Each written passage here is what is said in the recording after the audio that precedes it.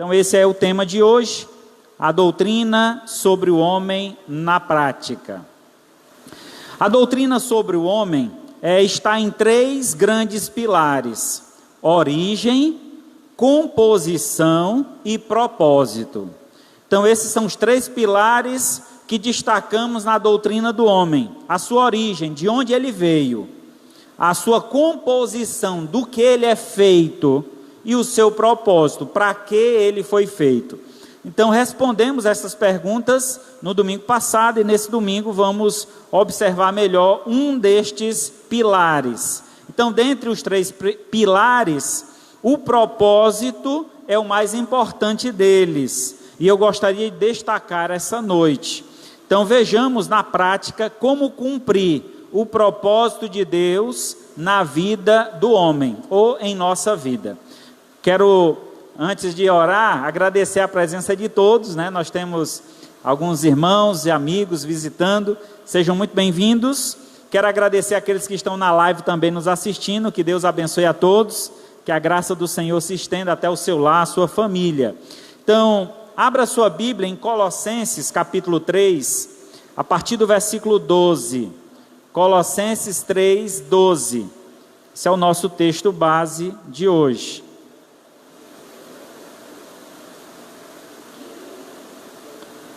Colossenses capítulo 3, a partir do versículo 12 ao 17, diz assim então a palavra de Deus: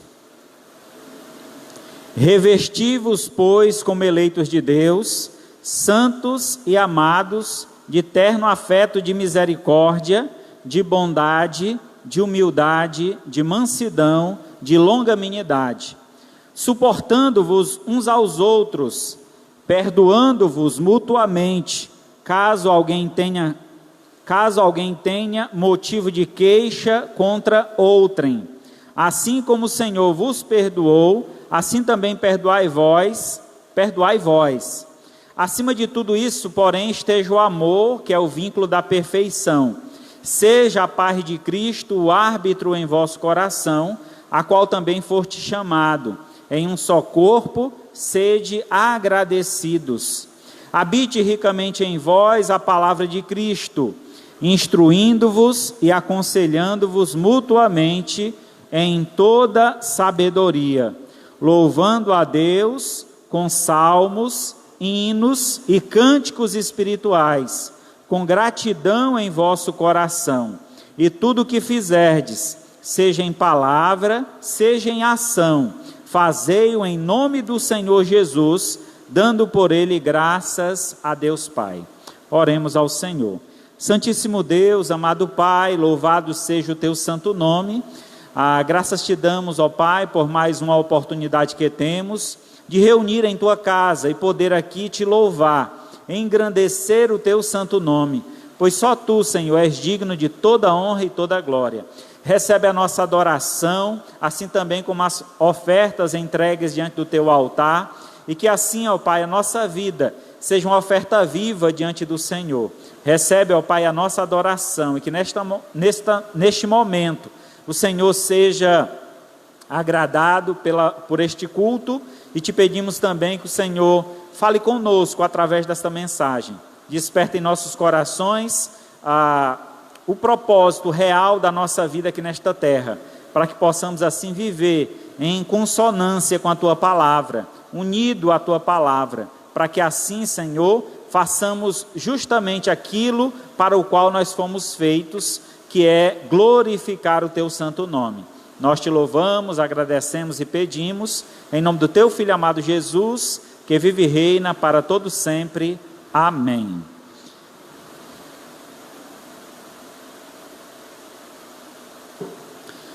O propósito da vida do homem é uma virtude que se identifica com Deus, ou que o identifica com Deus. Quando falamos então de propósito, entendemos que há dentro de nós virtudes que foram colocadas por Deus e que nós devemos então fazê-las fluir, fazê-las ser observadas pelas demais pessoas, que as pessoas possam ver em nós a luz de Cristo. Então essas virtudes que são citadas aqui em Colossenses capítulo 3, são extremamente importantes e elas nos identificam com Deus. Quando você encontra alguém com tais virtudes, isso significa que é alguém guiado por Deus. Por isso é fundamental extrair a essência amorosa do Pai, para que o homem seja transformado à imagem perfeita do seu Criador. Então lembra quando Deus criou o homem, criou a sua imagem e semelhança.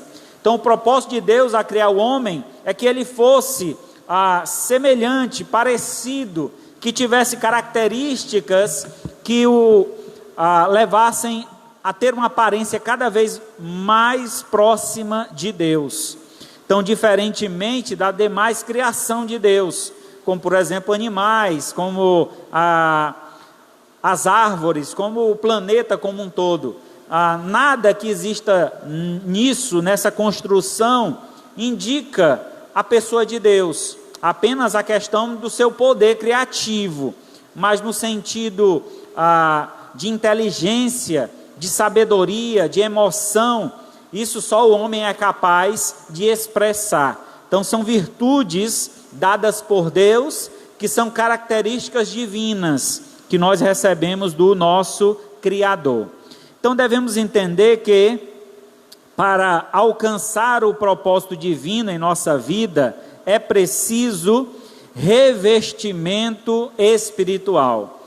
Esse é o primeiro passo para que a gente entenda o propósito de Deus, para que a gente possa verdadeiramente exalar em nosso viver esta natureza divina que há em nós.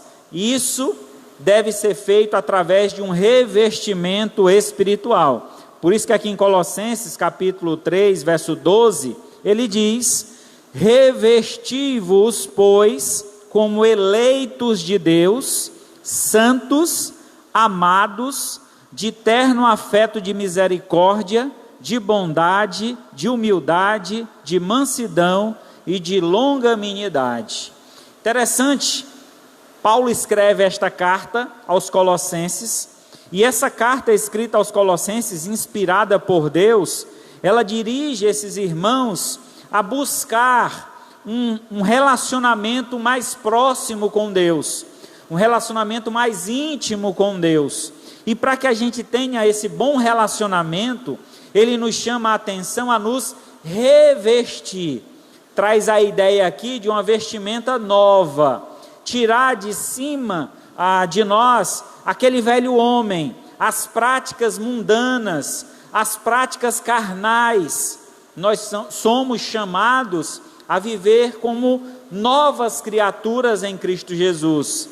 Como diz a Escritura, aquele que está em Cristo é nova criatura. As coisas antigas já passaram, e eis que se fizeram nova todas as coisas. Assim a vida do ser humano deve buscar continuamente um revestimento espiritual. A Bíblia fala de um revestimento como uma vestimenta de um soldado. Paulo escreve a sua carta e fala sobre essa vestimenta, olhando para um soldado romano e fazendo comparações. A cinta da justiça, a couraça, a cinta da verdade, a couraça da justiça, o capacete da salvação, a espada do Espírito, a bota, que é a preparação do Evangelho da Paz. Então ele dá algumas características sobre essa vestimenta espiritual. Mas aqui no verso 12, eu queria enfatizar quando ele diz assim, que nós devemos buscar essa vestimenta, ou nos revestirmos, porque nós somos eleitos de Deus. Essa eleição é um chamado. O Senhor nos chamou. O Senhor nos chamou para sair das trevas para a luz, deixarmos a vida de pecado e vivermos uma vida de santidade. Por isso que ele diz que somos eleitos de Deus e santos. A palavra santo também tem a mesma conotação, a ideia de separado. Nós fomos eleitos, quer dizer, fomos escolhidos no meio de uma multidão, escolhidos, e depois de escolhidos fomos separados. Então assim Deus escolhe o seu povo, assim Deus quer que nós vivamos diante dele, separados do mundo, das práticas mundanas e escolhidos para o serviço de Deus. Fomos nós então separados e escolhidos para servi-lo. E assim, ele diz que os nossos sentimentos, o que há em nós, o nosso íntimo, irá se modificar também. Não é apenas uma aparência exterior, como muitas vezes temos uma ideia de uma pessoa por estar com a gravata, uma blusa de manga longa, é um santo homem de Deus. Então, não é essa aparência exterior que Deus está esperando ou chamando a sua atenção para um revestimento. Mas o revestimento, ele é espiritual, e se é espiritual, ele é interior. Então, parte de dentro para fora.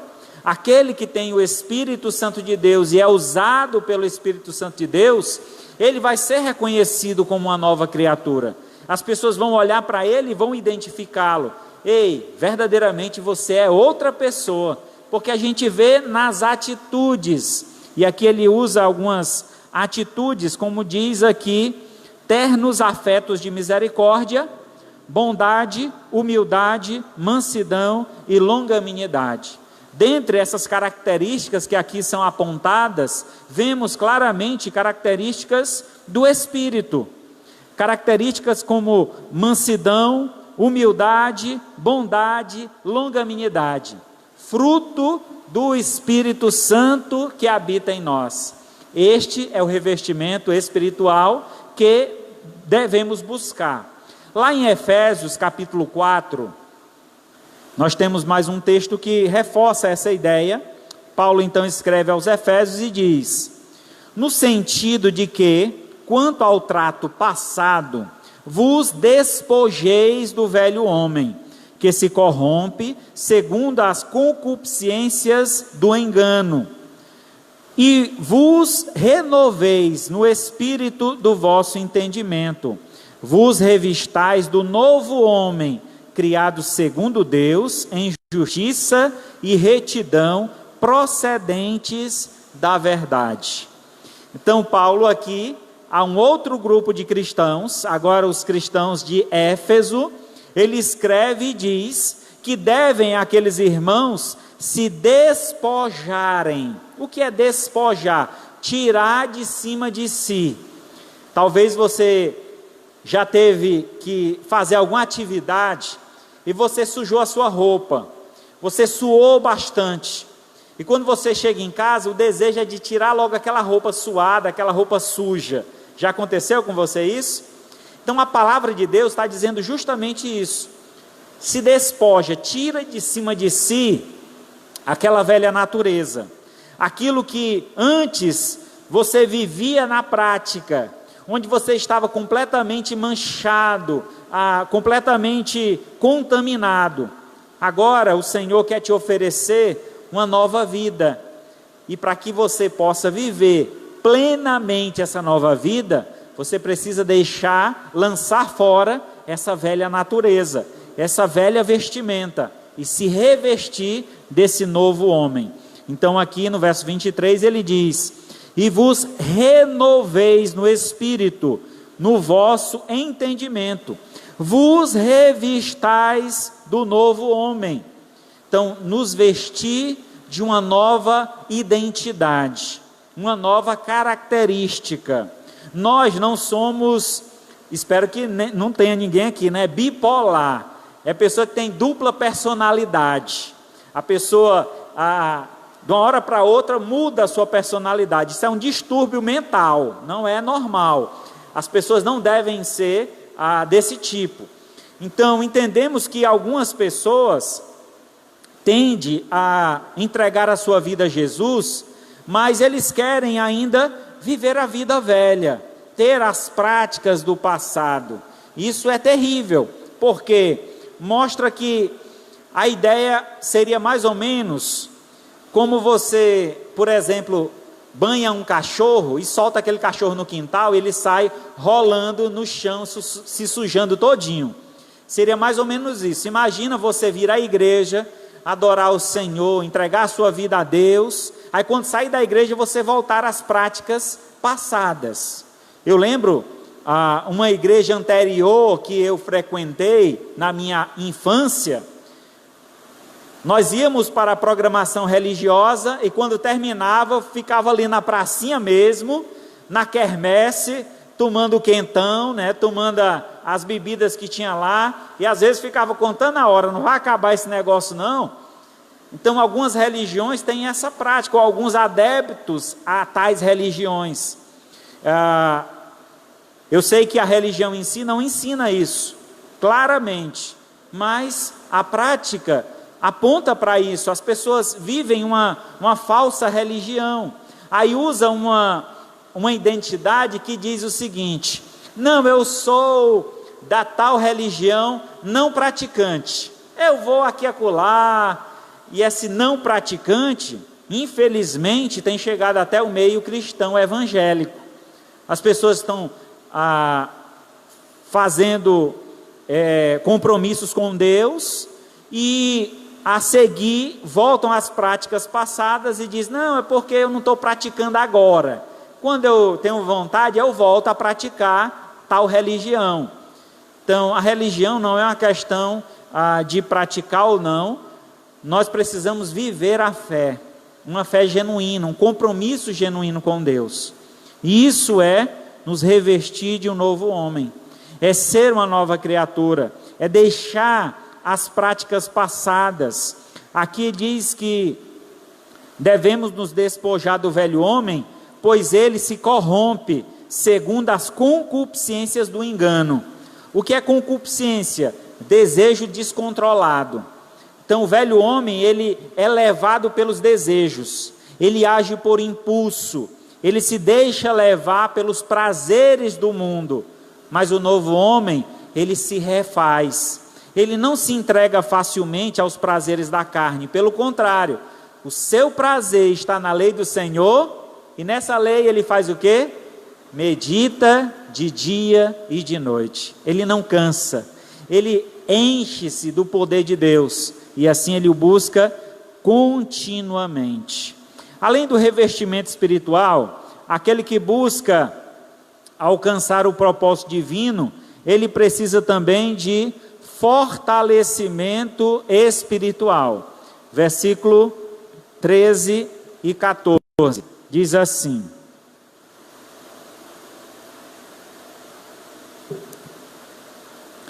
Colossenses 3, 13 e 14. Suportai-vos uns aos outros, perdoai-vos mutuamente, caso alguém tenha motivo de queixa contra outrem, assim como o Senhor vos perdoou, assim também perdoai vós. Acima de tudo isso, porém, esteja o amor, que é o vínculo da perfeição. Muito bem. A segunda característica de alguém que busca o propósito de Deus para a sua vida é alguém que busca um fortalecimento espiritual. É alguém que se fortalece no Espírito que vem do Senhor.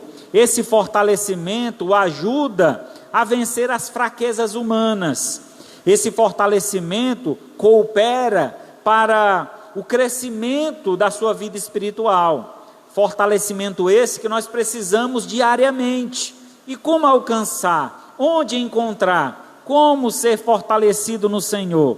Aqui no verso 13 ele diz que esse fortalecimento ele vem do Senhor, é claro, mas por meio de uma prática de suporte. A palavra usada aqui é suportai-vos mutuamente. Essa expressão suportar, lamentavelmente na língua portuguesa, algumas vezes é empregada de forma incorreta.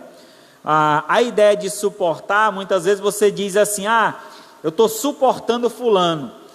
Quer dizer que você não aguenta mais aquela pessoa, você está por um triz para jogá-la fora. A ideia de suportar que a Bíblia nos ensina é de dar o suporte. Imagina uma prateleira que você quer colocar na parede e aquele de força que fica embaixo da prateleira, aquilo é suporte. Então, quando a Bíblia fala de suportai-vos uns aos outros, é que aqueles que são mais fortes devem estar dando suporte àqueles que são mais fracos. Então, assim nos fortalecemos. Por isso, a importância da comunhão, de estarmos juntos, adorando ao Senhor. Quando um cai, o outro levanta. Assim a Bíblia diz a importância de estarmos juntos. É assim que nos fortalecemos. É assim que seremos fortes no Senhor. Dara, por favor, desliga aqui esse ventilador. Então, esse suporte que nós precisamos estar dando e também recebendo quando for necessário. Então, esse suporte nos ajuda também a perdoar. Ele diz, perdoando-vos mutuamente, caso alguém tenha motivo de queixa contra outrem. Perdão é uma prática contínua do cristão. E por que o cristão precisa perdoar? Porque ele foi perdoado por Deus. E grande foi o perdão de Deus concedido a nós. Perdão este que nós não seríamos capazes de pagar o preço da nossa dívida. A questão de perdão aqui, na Escritura, ela tem uma conotação de uma dívida.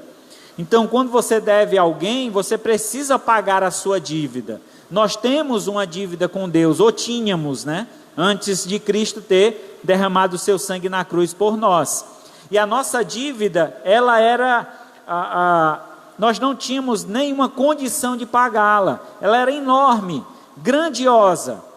Mas Cristo veio e pagou o preço por nós, pagou a nossa dívida. Agora nós somos gratos ao Senhor. A nossa gratidão se faz em serviço. Então, quando você não tem como pagar alguém, você se dispõe a fazer qualquer coisa para agradar aquela pessoa, não é verdade? Se alguém te dá alguma coisa ou te paga uma dívida, rapaz, eu não tenho como retribuir, mas eu vou fazer de tudo para agradar aquela pessoa. Então você está pronto a fazer qualquer coisa, e assim o Senhor espera que nós também estejamos prontos a perdoar. Assim como fomos perdoados, devemos perdoar uns aos outros. Assim como o Senhor vos perdoou, é o critério de medida.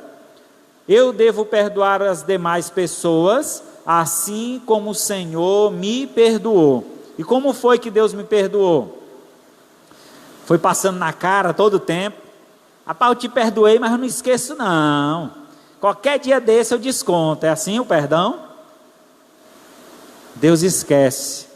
Deus lança no mais profundo mar, para não mais lembrar. Ah, pastor, a gente perdoa, mas não esquece. Pois se você tem feito isso é lamentável. Nós devemos perdoar e esquecer. Aquilo não fazer mais sentido na nossa vida. Mesmo que fique ali uma marca, que aquela marca não seja uma cicatriz. Aquela marca para lembrar que um dia você perdoou a pessoa, mas que ela não deve te causar dores, te lembrar de momentos doloridos. Então, cicatriz nos faz lembrar da dor, marca não. A marca só nos lembra de um momento bom. Assim nós devemos agir. Diz que 2 amigos estavam em uma caminhada muito longa. E durante essa caminhada, um dos amigos fez algo que o outro não gostou. E ele então, estavam passando próximo da praia, ele começou a escrever o nome daquele amigo na areia da praia. Então a maré veio e apagou. Eles caminhando adiante, mais na frente o amigo fez algo muito bom a ele, e ele então começou a cravar o nome do amigo numa pedra. E o amigo então fez a pergunta: por quê? Quando eu te fiz o mal, você escreveu na areia, e agora que eu te fiz o bem, você escreve na pedra? Porque o mal eu quero esquecer. Assim como o mar apagou aquelas letras na areia, eu quero esquecer. Mas as coisas boas eu quero ficar no meu coração. E é assim, irmãos, que nós devemos olhar para Deus. É assim que nós devemos olhar para os nossos irmãos, não desejando mal, mas retribuindo. Mesmo que o mal tenha sido feito contra nós, devemos retribuir com o bem. E aqui no verso 14, ele diz: acima de tudo, porém esteja o amor. Acima de quê? O amor deve estar acima de quê? Do que ele falava anteriormente, do perdão.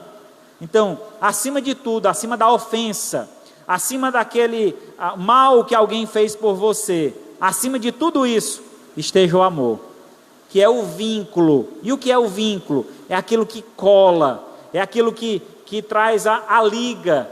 Uma parede é levantada e tem um vínculo, que tem ali uma massa, que cola um tijolo no outro. Nós somos diferentes. Muitas vezes, o nosso convívio não é fácil, mas devemos lembrar que o que nos une é o amor de Cristo. Ele é o poder extremo. Então, quando em nosso relacionamento colocamos o amor de Deus em primeiro lugar, aí fica fácil de nos ligarmos uns aos outros. Mesmo quando a gente tem uma expressão usada muito aqui no Nordeste, né? Quando o santo não bate.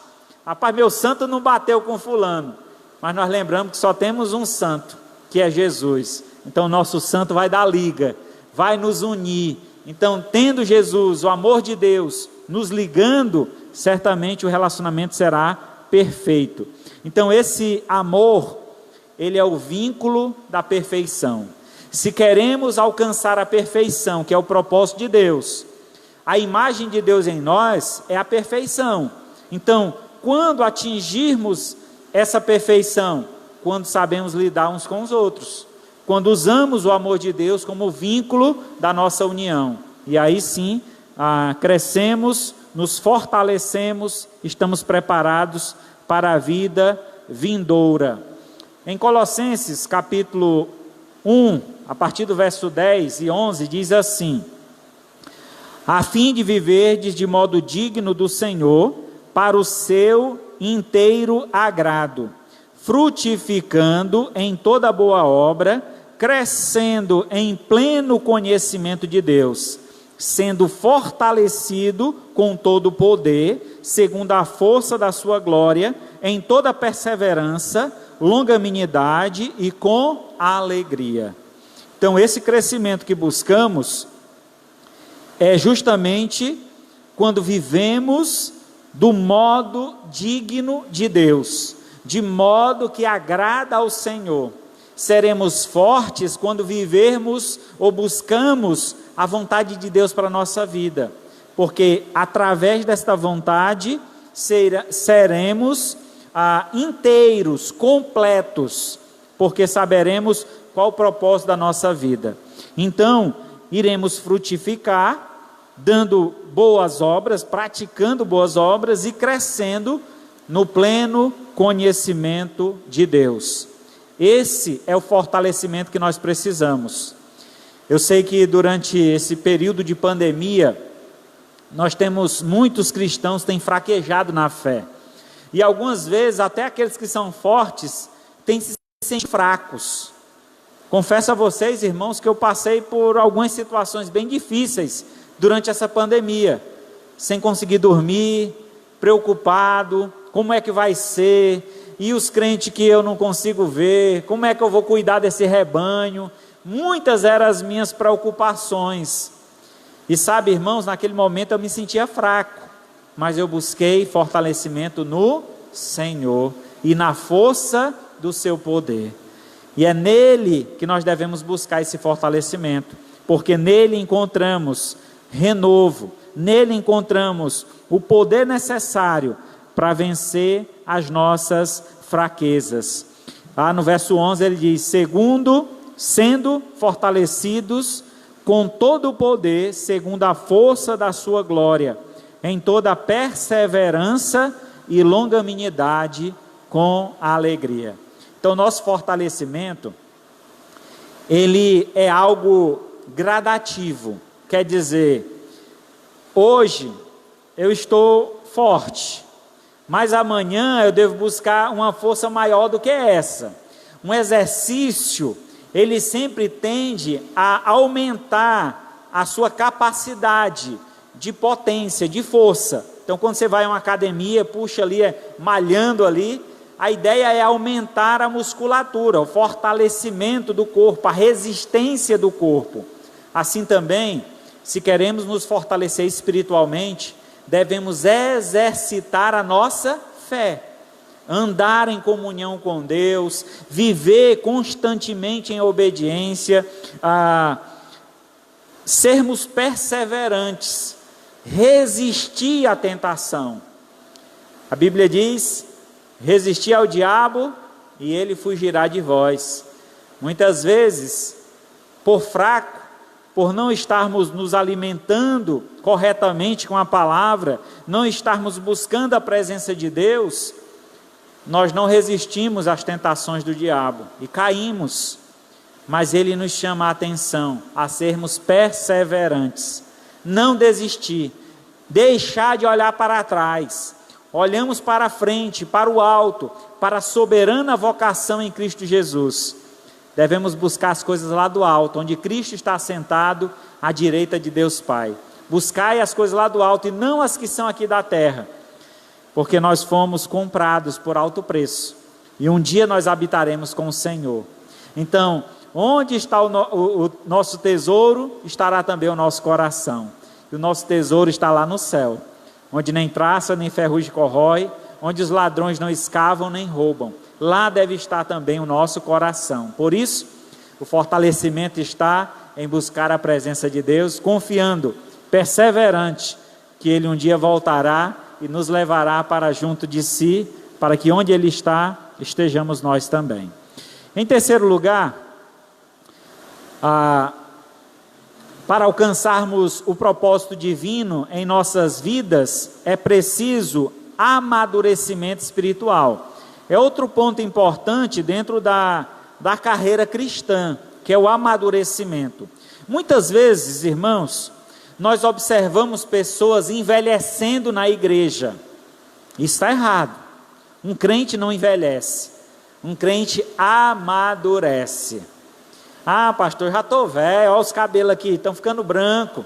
Não, você está maduro, você está experiente, você tem uma experiência maior com o Senhor, e o seu papel é ensinar as demais pessoas a viver essa experiência, provar para as pessoas que vale a pena ser fiel ao Senhor. Está vendo esses cabelos brancos que eu ainda não tenho? Eu tenho alguns, né? Mas são experiências que eu tive com Deus, momentos que eu tive com o Senhor de aprendizado, e esses momentos de aprendizado eu devo transmitir a outras pessoas, contar com a experiência. Eu lembro de um pastor, amigo, congregou comigo na primeira igreja onde eu congreguei, chamava-se pastor Gerardo Henrique. Era um senhor de idade, um ancião, que a igreja o considerava como pastor. Ele não tinha curso teológico, ele não era pastor, mas chamávamos assim pela sua experiência, por ser um homem voltado ao evangelho, um homem que estava sempre disposto a servir. E ele, na sua velhice, quando já estava sem condições de ir à igreja por dificuldades de locomoção, a gente fazia visitas lá e ele dizia assim: meu irmão, sabe como é que eu estou me sentindo? Como um sapato velho, que já foi usado e agora não serve mais, está ali jogado. Eu queria estar lá na igreja, eu queria estar pregando, eu queria estar servindo ao Senhor. Ele disse: irmão, só de o senhor contar essa experiência para nós, já é uma grande bênção.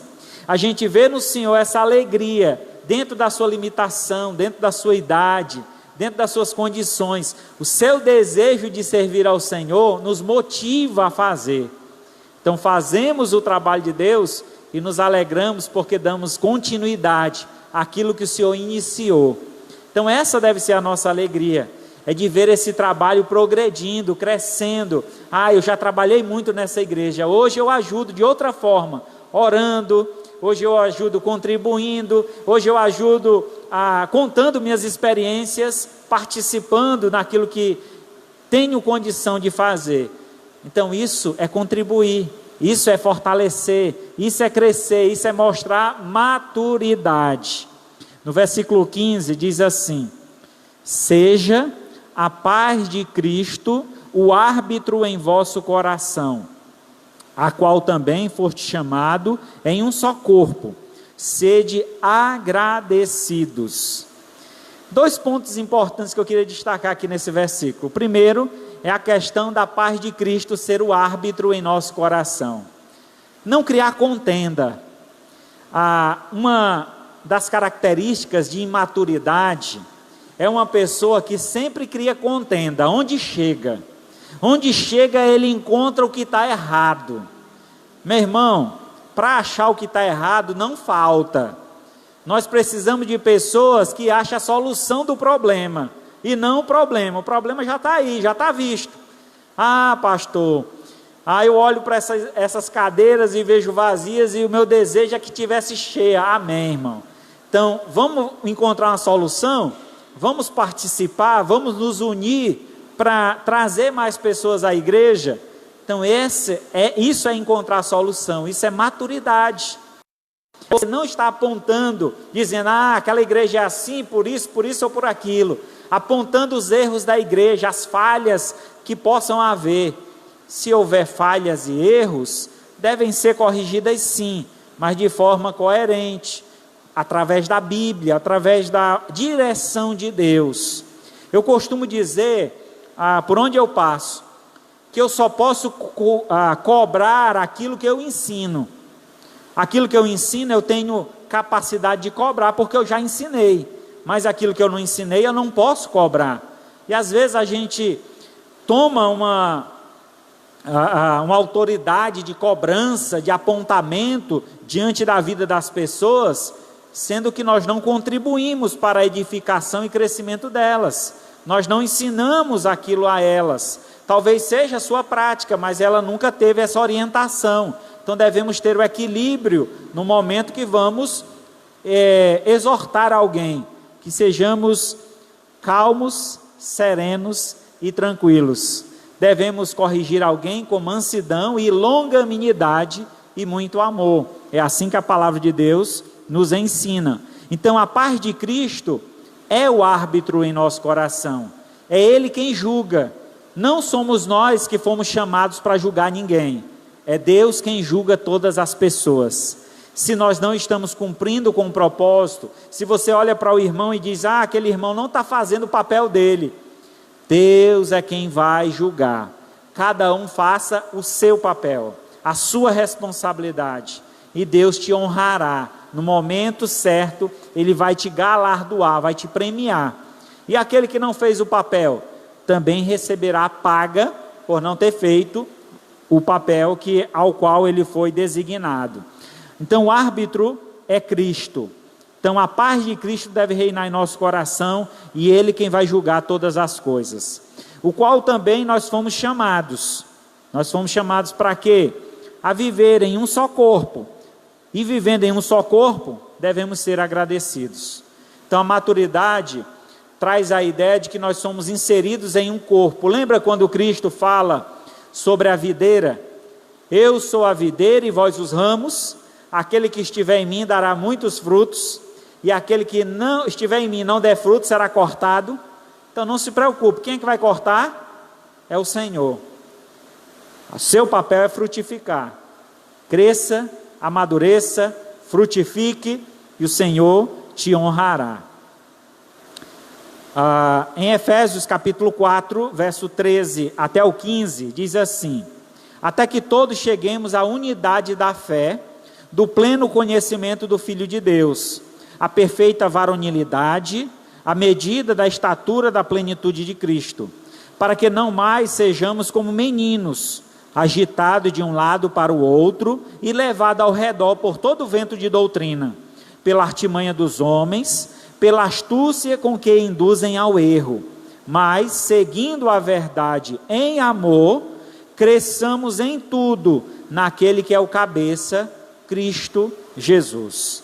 Então, nós temos uma medida para alcançar de maturidade.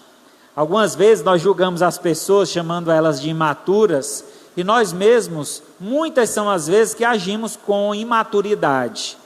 Então a nossa medida de maturidade é Cristo.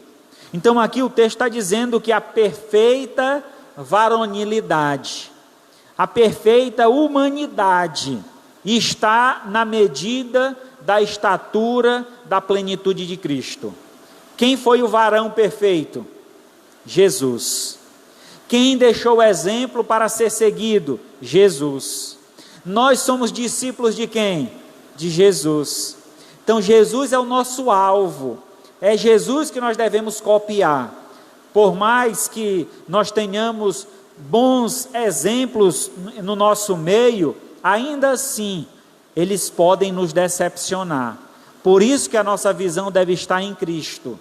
Porque quando o homem cair ao nosso lado, que não depende de nós, não tem como nós erguermos, entendemos que a nossa conduta, a nossa visão, a nossa vida está baseada em Cristo e não na vida daquela pessoa.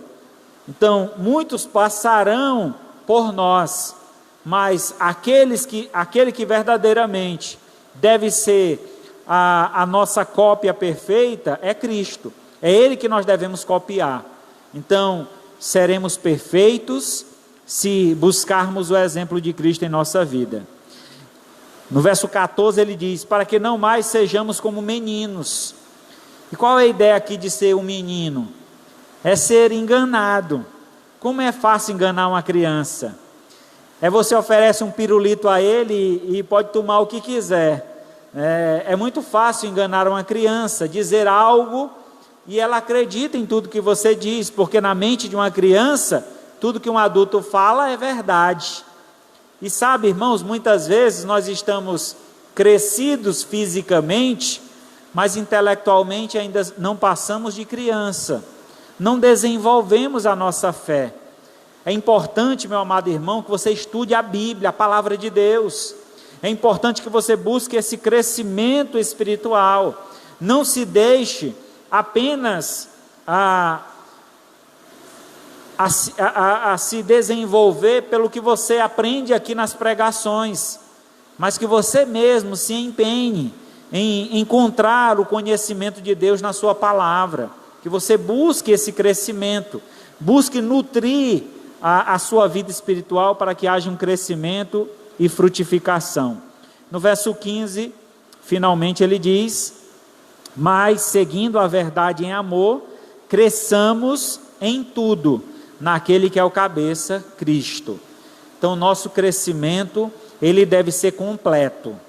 Você não deve crescer só em uma área determinada da igreja, mas em todos os aspectos. Crescer nos relacionamentos, crescer no aprendizado, crescer no serviço, crescer em várias áreas. E esse crescimento deve ser feito em amor. Por amor a Deus. Eu cresço por amar a Deus. Eu quero que Deus, Ele tenha mais espaço para me usar. Eu costumo brincar com os amigos que eu não vejo há muito tempo, né? E geralmente quando a gente passa muito tempo sem ver o amigo, quando encontra ele está meio assim, roliço, né? Meio redondo, né? Esse irmão, o que é que está acontecendo? O irmão está mais cheinho, né? Eu disse: ô pastor, um amigo meu disse assim: ô pastor, é porque eu estou dando mais espaço para o Espírito Santo me encher, né? Então ele disse que estava engordando, que é para o Espírito Santo ter mais espaço para usá-lo. Que essa seja uma verdade, né? Que nós possamos verdadeiramente dar mais espaço em nossa vida para o Espírito Santo. Cresçamos em tudo, que o Espírito Santo possa nos preencher nesse crescimento. E por último, para então crescermos e alcançarmos o propósito de Deus na nossa vida, é preciso o mantimento espiritual. Verso 16 e 17 diz assim: habite ricamente em vós a palavra de Cristo, instruindo-vos e aconselhando mutuamente em toda a sabedoria, louvando a Deus com salmos, hinos, cânticos espirituais, com gratidão em vosso coração. E tudo que fizerdes, seja em palavra, seja em ação, fazei em nome do Senhor Jesus, dando por ele graças a Deus Pai. Então, por último, encontramos um critério muito importante para cumprirmos o propósito de Deus. É o nosso mantimento espiritual, a nossa alimentação diária. Como temos fortalecido a nossa vida espiritual? Como vamos encontrar crescimento espiritual? Através daquilo que nós nos alimentamos, daquilo que nós temos enchido o nosso corpo, a nossa mente. Então, aqui no verso 16, ele diz que deve habitar de forma ricamente a palavra de Cristo em nós. Isso quer dizer que ela deve tomar conta da nossa vida. A palavra de Deus, ela deve preencher todo o nosso ser. Tudo que nós queremos saber, tudo que precisamos saber, Deus revelou na sua palavra. Então a palavra de Deus, ela é digna de total aceitação. Não devemos ter dúvida da palavra de Deus. Devemos crer somente, obedecer a esta palavra. Então aqui o texto diz que essa palavra, ela nos instrui e nos aconselha de forma mutuamente. Assim como você ensina, você também está aprendendo. Assim como você aconselha, você também está sendo aconselhado.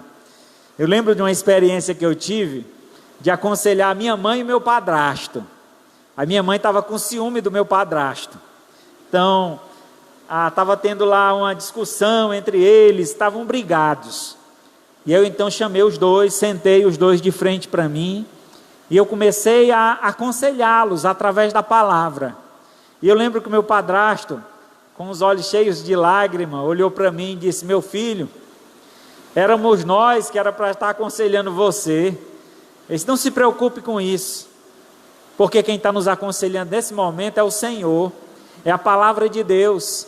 Então, assim como o Senhor está aprendendo, eu também estou aprendendo com essa palavra. Então é assim o poder da palavra. Toda vida que você ensina, você também aprende. Toda vida que você aconselha, você também está sendo aconselhado a não cair no mesmo erro. É a coisa mais bela que eu acho na Escritura, que Deus, Ele não esconde o erro dos seus heróis, dos heróis da Bíblia, dos grandes homens e mulheres de Deus, que cometeram pecados, assim como nós, mas olhando a experiência deles, nós vemos o resultado. Logo, nós não vamos querer praticar a mesma coisa. Ou será que alguém aqui vai querer? Acredito que não, espero que não.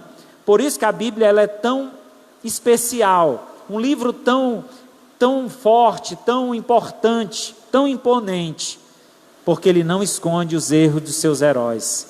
A Bíblia revela para que nós tenhamos a consciência de que o homem na busca da perfeição, ele vai cair, ele vai errar, mas ele não desiste, ele persiste, ele insiste, ele levanta e segue adiante, e o Senhor estará sempre de braços abertos para lhe acolher.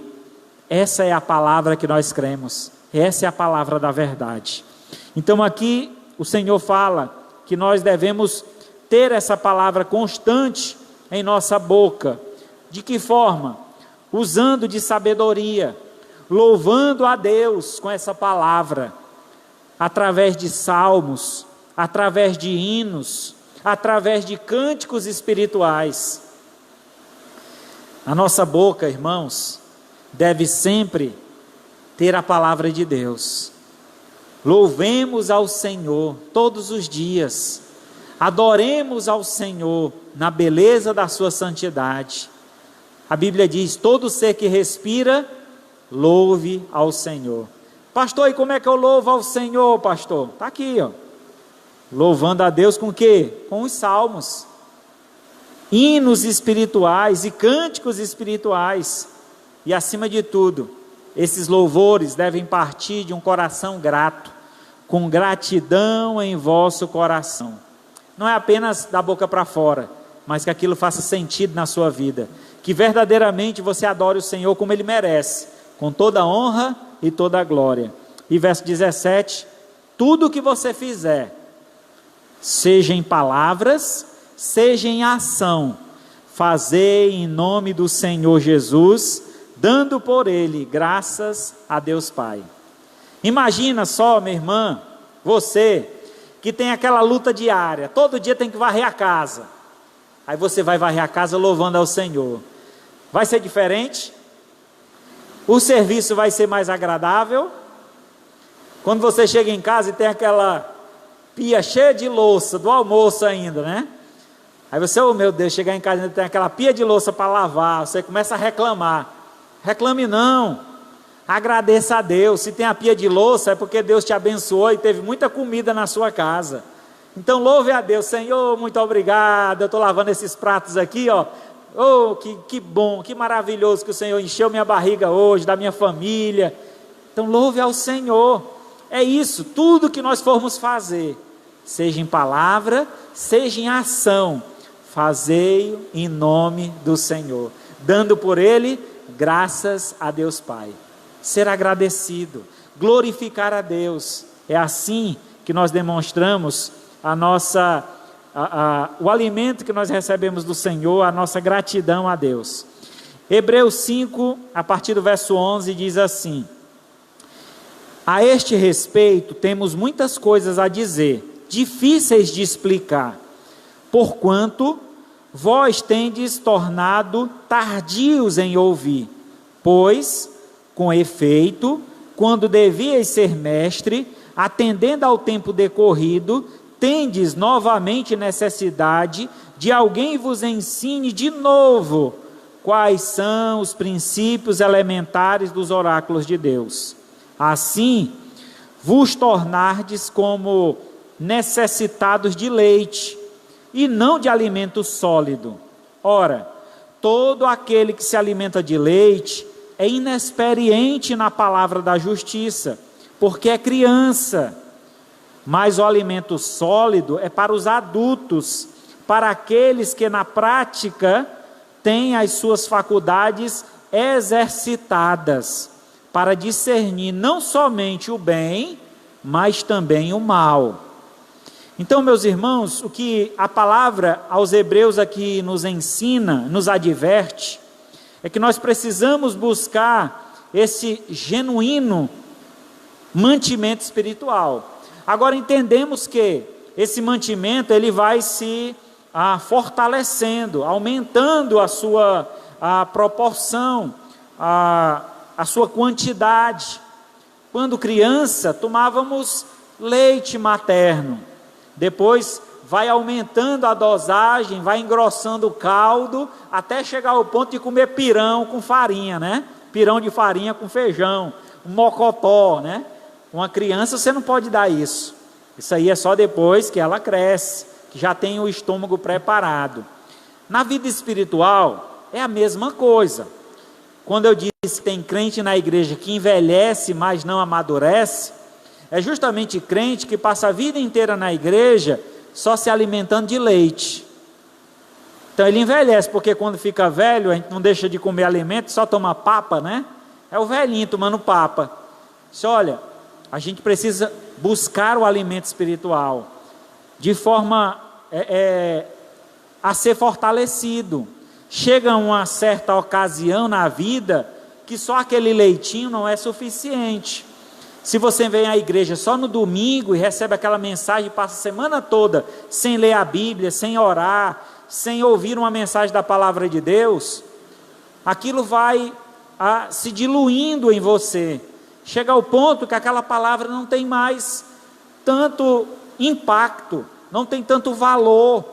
Já faz tanto tempo que você se alimentou com ela, ela não vai mais te sustentar. Você está fraco. E aí o inimigo vem e ataca. Então é necessário que nós busquemos esse alimento, que ele seja gradativamente crescente e que ele seja contínuo. Assim como alimentamos o nosso corpo diariamente, o nosso espírito também precisa de alimento. Então, quando eu falo de alimento espiritual, é através da palavra. E essa palavra que nos é ensinada. E que eu não devo esperar apenas por esse alimento que é dado através dos cultos, mas eu devo buscar esse alimento constantemente.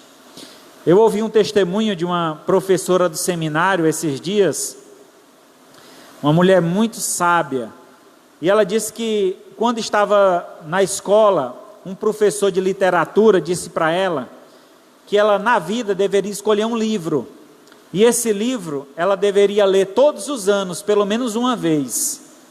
E ela então escolheu um livro, literatura, era a área dela, e ela leu esse livro 27 vezes, até o dia que ela se converteu. E quando ela se converteu, ela disse: eu só vou ler esse livro novamente quando eu ler a Bíblia toda 27 vezes. E ela fez um voto com Deus. E graças a Deus que ela já passou das 27 vezes. Já leu mais do que isso. Belo testemunho, irmãos. Que muitas vezes nós estamos desapercebidos. A palavra está lá, esquecida, jogada numa gaveta, em cima de um sofá, de uma cadeira, de um armário.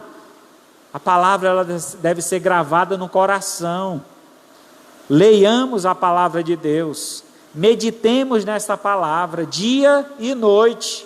Não cansemos de buscar o conhecimento da palavra, até porque ela se renova a cada manhã. Pense no alimento bom, que você nunca repete. Você lê e sempre encontra coisa nova, e sempre se alimenta de forma diferente, sempre fortalece o seu espírito. Esse é um alimento que vale a pena. Então, dedique-se, busque, realmente viva pela fé. Finalizando então, o verdadeiro propósito da nossa vida seja glorificar o nosso Deus, com tudo o que temos, com tudo o que somos. Só assim seremos satisfeitos em cumprir esse propósito divino. Só seremos satisfeitos em cumprir o propósito divino se verdadeiramente glorificarmos a Deus com tudo que temos e tudo que somos. Até porque tudo que temos é de Deus e tudo que somos veio do Senhor. Então que nós possamos entregá-lo ao Senhor em agradecimento. Salmo 139, 23 e 24. Sonda-me, ó Deus, e conhece o meu coração. Prova-me e conhece os meus pensamentos. Vê se há em mim algum caminho mau e guia-me pelo caminho eterno. Essa seja a nossa oração essa noite. Que verdadeiramente o Senhor nos conduza a um caminho de edificação, de crescimento, de multiplicação. Que eu seja próspero, que eu multiplique aquilo que Deus colocou em minha vida. Que a sua graça, que a mim foi alcançada por mim, que seja também transmitida a outros que precisam ser salvos pelo Senhor. Que assim Deus trabalhe na vida de cada um de vocês, dando este propósito de vida, a viver de forma digna do Evangelho, hoje e para todo sempre. Amém? Louvado seja Deus. Vamos orar. Querido Deus, amado Pai, louvado seja o Teu nome, e queremos nesta noite, ó Pai, neste momento te agradecer. Agradecer-te, ó Pai, pelo propósito divino de o Senhor ter nos criado, nos colocado neste mundo e nos feito a sua imagem e semelhança.